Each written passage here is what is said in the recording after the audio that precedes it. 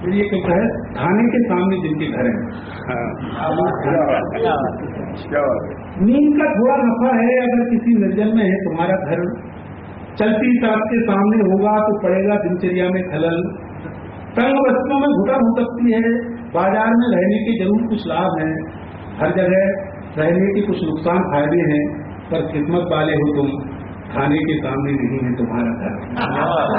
क्या बात है। जो रहते हैं थाने के सामने हो जाते हैं थाने से विरक्त, रात में किसी की चीख सुनकर झट नहीं खोल पाते खिड़की, उनका इतना भर बास्ता होता है थाने से कि उनके पते में थाने का गिफ्ट होता है। ऐसा भी होता है कभी कभी वे गुजरे थाने के सामने से और कर बैठे थाने को प्रणाम, बाद में भले हंसे भीतर ही भीतर कि वे भूल गए थाने और मंदिर का फर्क। पर जब झुक रहे होते हैं भगवान के आगे, तब मांग रहे होते हैं दुआ, हे ईश्वर दूर रखना थाने के दरवाजे से। जो रहते हैं थाने के सामने, उनके किसी न किसी हिस्से में थोड़ा बहुत बचा ही रहता है थाना।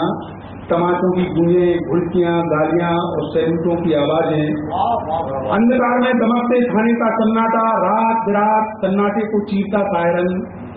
थाने के सामने जिनके घर हैं, वे रहते हैं इस गम से पीड़ित कि वे हैं थाने के सामने, इसलिए नहीं है थाने के चंगुल में।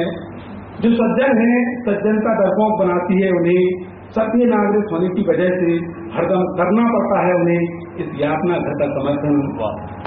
थाने के सामने रहने वाले लोग इस हद तक गिर जाते हैं कभी कभी कि खो देते हैं मनुष्य होने की गरिमा।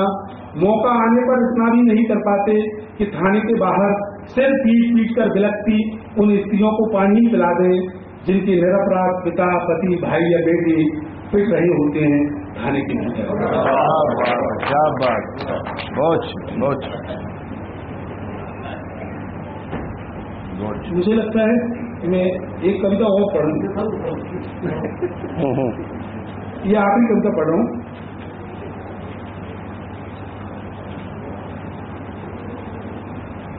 काला किराएदार। थोड़ी सी लंबी है, ध्यान से सुनेंगे तो, क्योंकि मेरे को उस तरह से अभ्यास नहीं पड़ेगी। मेरे को लगता समझ में तो आ रही हूँ कविता आपको। अरे साहब, भाई काला किराएदार जो केवल 20 दिन रहा हमारे घर के बाहर वाले कच्चे कमरे में, 30 साल बाद भी जब तक बना हुआ है मेरे जहन में। पता नहीं कहाँ होगा, कैसे कमाता होगा अपनी रोटी। मुझे तो यह भी खबर नहीं कि इस उपमहाद्वीप में किस भूभाग में था उसका घर, बोलता था कौन सी भाषा। लौटकर तो वह सर्कस भी नहीं आया जिसके साथ आया था वह हमारे शहर। ऐसा हंसमुख और ऐसा काला चेहरा उसके बाद आज तक नहीं देखा मैंने मेरी आंखों ने। टीवी पर बहुत तेजे काले जन, पर उस जैसा तो नहीं देखा कोई। यही वजह रही होगी कि पिता बाजार से उसे अपने साथ ले आए थे। उस वक्त जान पड़ा था मुझे कि माँ जो बार बार डराती रहती थी ऐसे काले खबीसों से जो खीसों में धरकर ले जाते हैं बच्चों को, कहीं है वही तो नहीं। पर मेरा यह वहम जल्दी ही जाता रहा, क्योंकि अगर होता है सच में काला खबीस तो पिता हरगिज न बनाते उसे किराएदार। जब देखो तब है हंसता हुआ मिलता, फुकनी से चूल्हा फूंकते वक्त जब नीली हो जाती उसकी आंखें, तब भी हंसता रहता उसका चेहरा। उसकी हंसी ही उसकी भाषा थी, वरना क्या बोलता था वह एक शब्द भी पकड़ पाना मुश्किल था। वह आया तो बदबूदार पिंजरों के साथ, जिनमें बाद में मुंह फाड़ने वाले खींचे हुए शेर आए थे।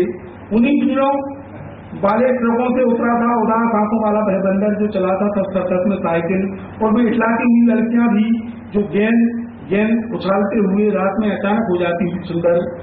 ऐसे ही किसी ट्रक से उतरा था काला किराएदार, और उसके साथ वह कद्दावर पहलवान और वे बौने जोकर भी जो हमारी गली की नुक्कड़ वाली गुमटी पर दिन में रोज आते थे पान खाने। धीरे धीरे मैं पहचानने लगा उसे। उसके कालेपन और सफेद दांतों के साथ मिलकर पैदा होने वाली भैंसी पत्तें धीरे धीरे खुलने लगी मेरे सामने। उसकी हंसी ही बन गई थी संवाद का सेतु। वह बाहर चबूतरे पर खिलखिलाता और मैं दौड़कर पहुंच जाता उसके पास। वह जब जाता सर्कस को तो मैं भागता उसके पीछे पीछे। जिस दिन पहली बार उसके साथ बैठा हाथी की पीठ पर, उस दिन जागता रहा सारी रात। मुझे लगा संसार में कोई नहीं इतना सुंदर जितना कि मेरा काला किराएदार। धीरे धीरे मैं पहचानने लगा कि काले रंग की भी हैं कई तरह, अकेले अंधेरी की तरह काला नहीं है काला रंग। मैं एक दिन सर्कस भी गया उसके साथ, दिन के उजाले में देखे सर्कस के लोग, वहाँ काले किराएदार जैसे और भी थे काले काले लोग, वे बोलते थे काले किराएदार की भाषा, वे सब भी हंसते थे कुछ कुछ उसी तरह। उस दिन समझ में आया सर्कस का सच, और उस बैंड पर ठहरने वाली परी का रहस्य भी, जो दिन में लगती थी ठीक मेरी बड़ी बहन जैसी। फिर एक दिन चला गया काला किराएदार। मैं जब गया तब जून उतार पर थी और मौसम की पहली बरसात के बाद ही तय हुआ था उनका जाना। जाते वक्त भी वह हंसा था, पर मेरे मुंह से न फूटे थे बोल, न उसने भागा था मैं उसके पीछे पीछे। बरसात होते ही पड़ने लगे थे तम्बू, बनने लगा था सर्कस का सामान। बहुत दिनों तक सुनते रहे थे हम जिन शेरों की दहाड़ है, वे लाद दिए गए थे ट्रकों में, रेलगाड़ी में बैठकर चली गई थी सुंदरियां। फिर कभी नहीं लौटा वह सर्कस, फिर कभी लौट कर नहीं आया।